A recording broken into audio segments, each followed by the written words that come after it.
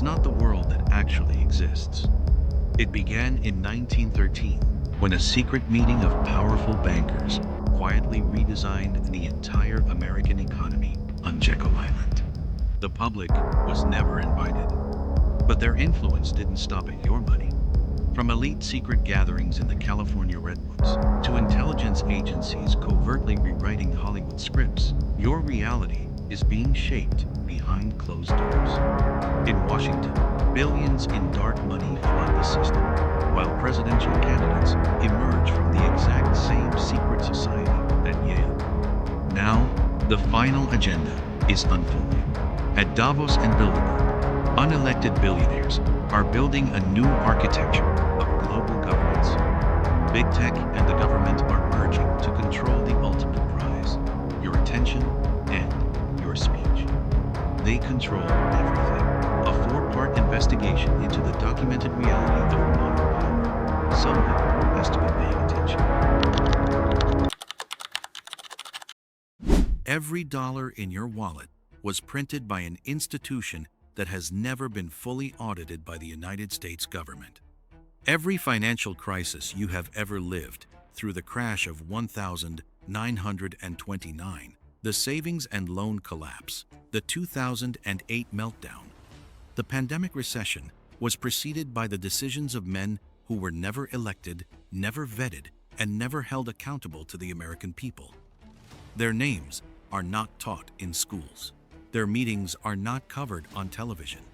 And the organization they built, the one that controls the money supply of the most powerful nation in human history, was designed in secret, in 10 days, on a private island off the coast of Georgia by a group of men who traveled under fake names. This is not a theory. This is history. Documented, sourced, verified. And it is only the beginning. The 1st of May, 1776. The city of Ingolstadt, Bavaria. A 8-year-old professor of law named Adam Weishaupt sits alone in his study and writes the founding charter of a new secret society. He calls it the Order of the Illuminati. The name is Latin. It means the enlightened ones. Weishaupt was not a supernatural figure. He was not a Satanist or a sorcerer. He was an academic brilliant, furious, and deeply frustrated with the world he lived in. Bavaria, in 1776, was a country controlled by the Catholic Church. The Jesuits held a monopoly on university education. Science was suppressed, dissent was punished, and political power was held by a small aristocracy that considered its authority to be God-given and beyond question. Weishaupt had been educated by those same Jesuits. He knew exactly how they thought, and he decided to use their methods against them. His plan was elegant: recruit men of influence, lawyers, doctors, merchants, minor nobility into a secret brotherhood, teach them Enlightenment philosophy, reason over religion, science over superstition, merit over birth, and use this brotherhood to slowly, quietly reshape the institutions of power from the inside, not through revolution, through infiltration. The Illuminati was structured in tiers, like a pyramid. At the bottom, new members knew nothing about the true purpose of the organization. They were taught in degrees, each level revealing a little more of the grand design. The men at the top knew everything. The men at the bottom knew only that they had been chosen, that they were special, and that the full truth would be revealed to them in time. Does that structure sound familiar? It should. It is the same structure used by Freemasonry and by intelligence agencies, by virtually every exclusive organization that has ever wanted to maintain secrecy while still growing its membership. Within 5 years, the Illuminati had penetrated courts, universities, and governments across Europe. Their estimated membership at peak was between 2,000 and 3,000 people, including some of the most influential intellectuals and aristocrats of the age. Johann Wolfgang von Goethe, the greatest writer in the German language, was a member. Duke Ernest II of Saxe-Gotha was a member. The philosopher Herder, the scientist Nigge, who became the society's most effective recruiter. But something happened inside the Illuminati that would repeat itself throughout history, in every secret organization that accumulated real power. The group began to eat itself. Weishaupt and Nigge developed a bitter rivalry over the direction of the society. Members began writing secret reports about each other. A surveillance apparatus developed inside the very organization that had been founded to fight surveillance and oppression. Power, even in a secret brotherhood dedicated to enlightenment, corrupted. And then came the raid. In 1785, Elector Karl Theodor of Bavaria banned the Illuminati. His agents raided the homes of senior members. Thousands of pages of internal documents were seized and published, a deliberate act of exposure designed to humiliate and destroy the organization. The published documents, called the Original Writings of the Order and Sect of the Illuminati, revealed the group's true agenda: the overthrow of monarchies, the elimination of organized religion, and the establishment of a global republic governed by reason. Europe was horrified. The Illuminati was officially finished.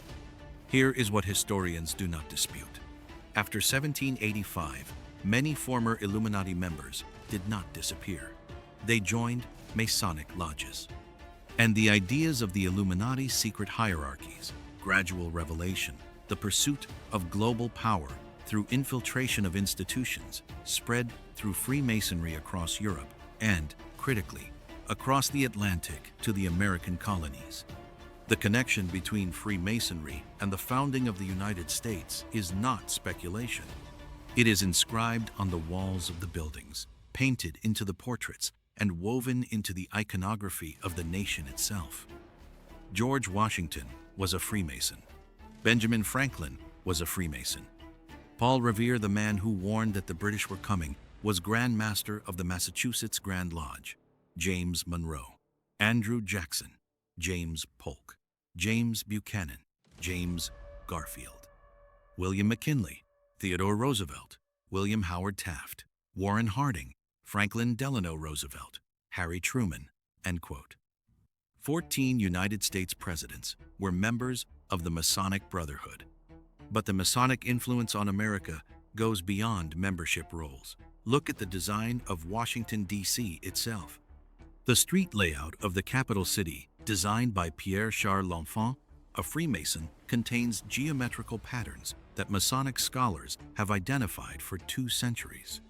Whether intentional or coincidental, the capital of the world's most powerful democracy is laid out like a Masonic tracing board. And then there is the Great Seal.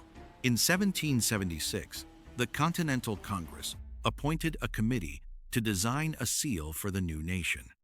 The first committee included Benjamin Franklin, John Adams, and Thomas Jefferson. It took 6 years and 3 committees to finalize the design.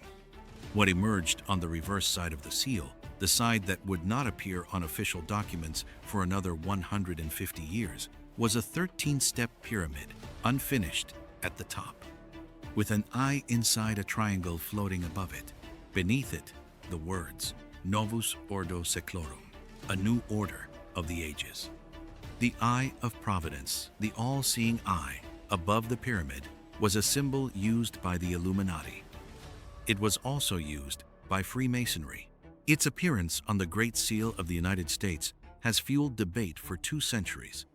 Charles Thomson, the designer of the final seal, wrote that the eye represented the many signal interpositions of providence in favor of the American cause.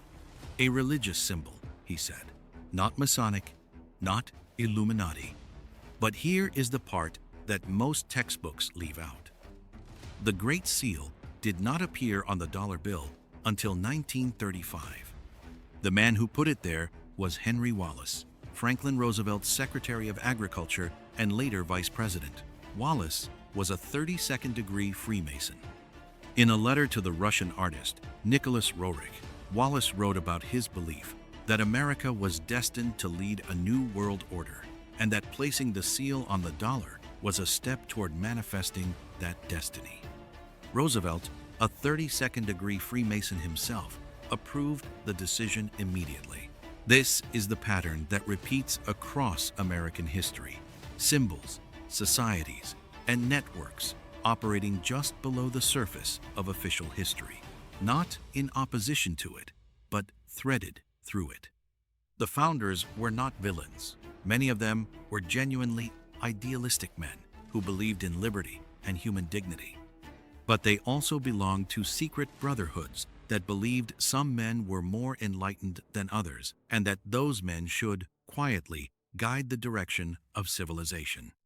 That tension between democracy and elite management is the central conflict of American political life, and it has never been resolved. The 22nd of November, 1910.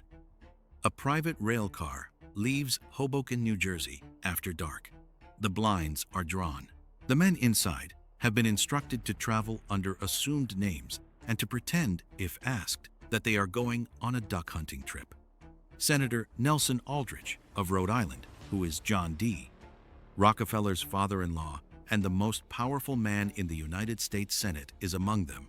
So is Frank Vanderlip, president of National City Bank, one of the largest in the country. Henry Davison, senior partner at J.P. Morgan. Paul Warburg, a German-born partner at the investment bank Kuhn, Loeb & Company, who represented the Rothschild banking interests in Europe.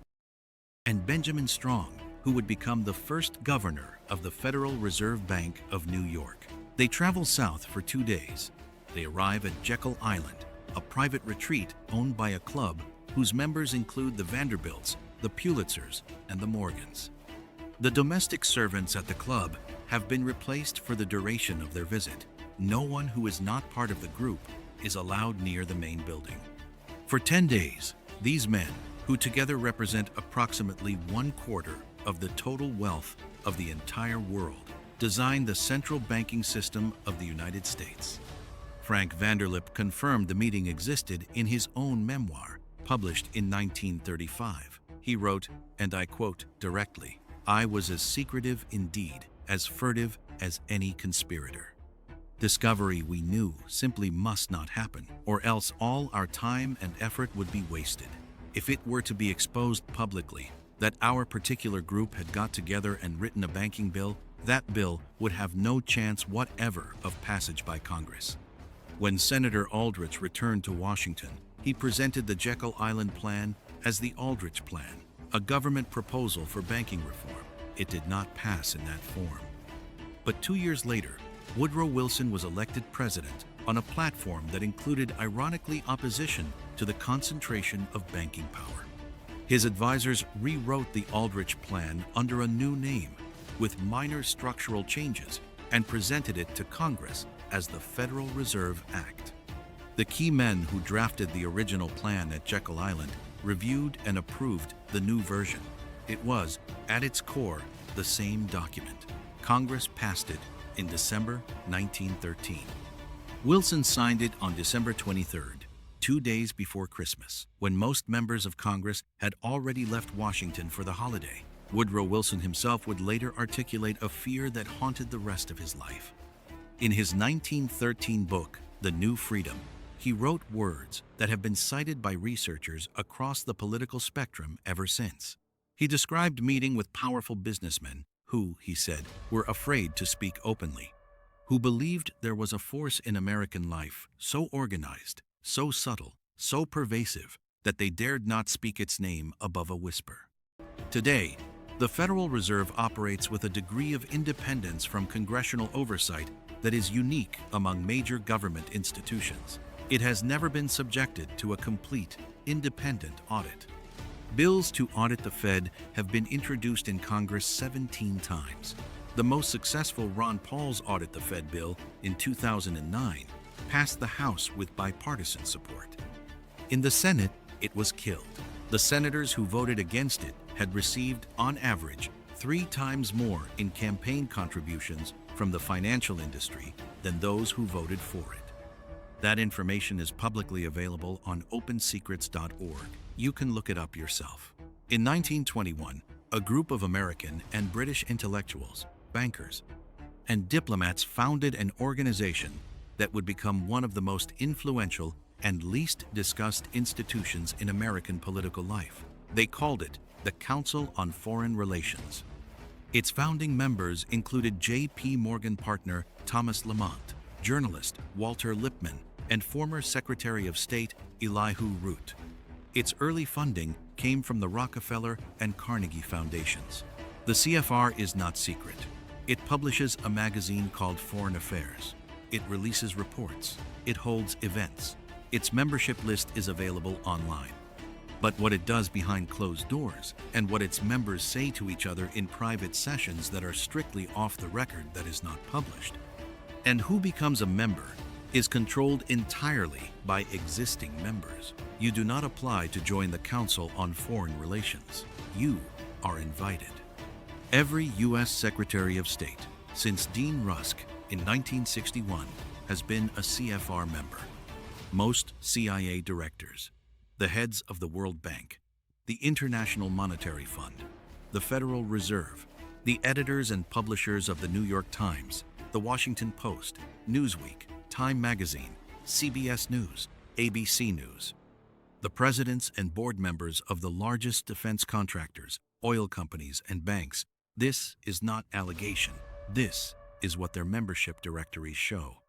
In 1973, David Rockefeller, heir to the Standard Oil fortune, chairman of Chase Manhattan Bank, longtime CFR chairman, co-founded a third organization with Zbigniew Brzezinski, a Columbia University professor who would later become Jimmy Carter's national security advisor. They called it the Trilateral Commission. Its stated purpose was to coordinate policy between North America, Western Europe, and Japan. Its actual composition, 300 of the most powerful private citizens in the industrialized world meeting, out of public view, to align their positions on trade, finance, military, APES, and political affairs before those positions were presented to elected governments for ratification. Every summer in July, a train of private jets lands at small airports near the coast of Northern California. The passengers, former presidents, sitting senators, the chiefs of the largest banks and oil companies in the world board unmarked vehicles. They travel to a 2,700-acre private forest called the Bohemian Grove. There are no cameras allowed inside, no press, no wives, no girlfriends, no women of any kind. The property is guarded by private security. Journalists who have tried to gain access have been detained at gunpoint. What happens inside Bohemian Grove? We know the names of those who have attended because some of them have talked. Richard Nixon, Ronald Reagan, both presidents, Bush, Henry Kissinger, Dick Cheney, Alan Greenspan, the executives of every major defense contractor, the heads of media conglomerates. And we know this because a journalist once managed to bring a hidden camera inside. What he filmed in the summer of the year 2000 was something that the world's most powerful men would very much have preferred remain secret. What ritual do the leaders of the free world perform in secret in the California redwoods every single summer for the past 130 years? And why have 3 Republican presidents admitted attending but refused to explain what happens there? Part 2 begins with the footage that was never supposed to exist.